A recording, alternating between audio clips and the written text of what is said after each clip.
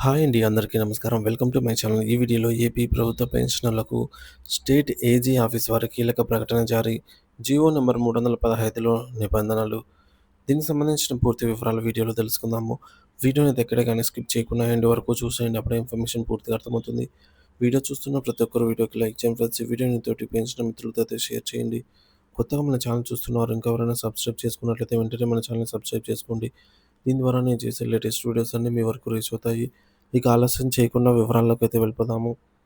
Friends, ఇక విషయానికొచ్చినట్లయితే విడాకులు తీసుకున్న లేదా భర్త చనిపోయిన కుమార్తెకు కుటుంబ పెన్షన్ ఏజీ ఆఫీస్ వివరణ. విడాకులు తీసుకున్న లేదా భర్త చనిపోయిన కుమార్తెకు కుటుంబ పెన్షన్ వస్తుందా లేదా అనే అంశంపై చాలామందికి సందేహాలున్నాయి. ఈ నేపథ్యంలో స్టేట్ ఏజీ ఆఫీస్ విజయవాడ వారు ఇటీవల ఒక వివరణ ఇచ్చారు. దాని ప్రకారంగా కుటుంబ పెన్షన్ సంబంధించి నిబంధనలు, అర్హతలు ఏమిటో ఇప్పుడు తెలుసుకుందాము. కుటుంబ పెన్షన్‌కు సంబంధించిన నిబంధనలు. కుటుంబ పెన్షన్‌కు సంబంధించి జీవో 315లో కొన్ని నిబంధనలు ఉన్నాయి. వీటిపై అవగాహన లేక చాలామంది విడాకులు తీసుకున్న లేదా భర్త చనిపోయిన కుమార్తెలకు కుటుంబ పెన్షన్ వస్తుందనేది భావిస్తున్నారు. ఈ విషయంలో ఏజీ ఆఫీస్ స్పష్టత ఇచ్చింది. ఏజీ ఆఫీస్ ఇచ్చిన వివరణ చూస్తున్నట్లయితే, ఇటీవల ఒక పెన్షనర్ మరణించిన తర్వాత వారి కుమార్తె కుటుంబ పెన్షన్ కోసం అయితే దరఖాస్తు చేసుకున్నారు. అయితే ఏజీ ఆఫీస్ వారు ఆ దరఖాస్తును తిరస్కరించడం జరిగింది. దీనికి గల కారణం వివరిస్తూ ఏజీ ఆఫీస్ ఈ క్రింది విధంగా తెలిపింది.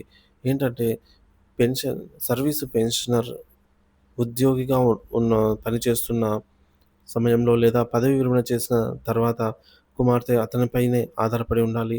కానీ ఇక్కడ పెన్షనర్ 1982లో మరణించారు. కుమార్తె 2005లో వితంతు అయ్యారు. సో, 2005లో తల్లికి వచ్చే కుటుంబ పెన్షన్ మీద ఆధారపడి 2019లో తల్లి మరణించారు. సో, తండ్రి జీవించి ఉండగా డైరెక్ట్‌గా అప్పుడు ఆ సమయంలో అతని కుమార్తె తండ్రిపై ఆధారపడి లేదు. సో, కాబట్టి తల్లిపైన ఆధారపడి ఉన్నారు. సో, ఈ వివరణ ఇస్తూ దరఖాస్తు చెల్లదని ఏజీ ఆఫీస్ కొట్టిపారేసింది.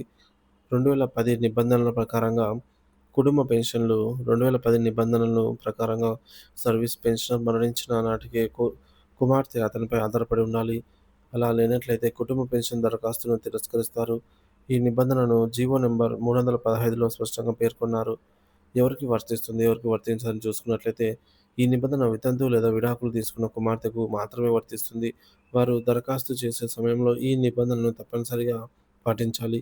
అవివాహిత లేదా శారీరక వైకల్యం కలిగి ఉన్న వారికి ఈ నిబంధన వర్తించదు. ఎందుకంటే వారు తల్లిదండ్రులపై ఆధారపడి ఉంటారు కాబట్టి వారికి కుటుంబ పెన్షన్ విషయంలో ఎటువంటి సమస్య ఉండదు.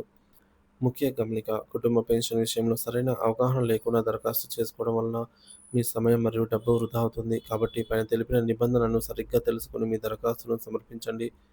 ఈ సమాచారం మీకు ఉపయోగకరంగా ఉంటుందనైతే ఆశిస్తున్నాము. Thank you for watching this video.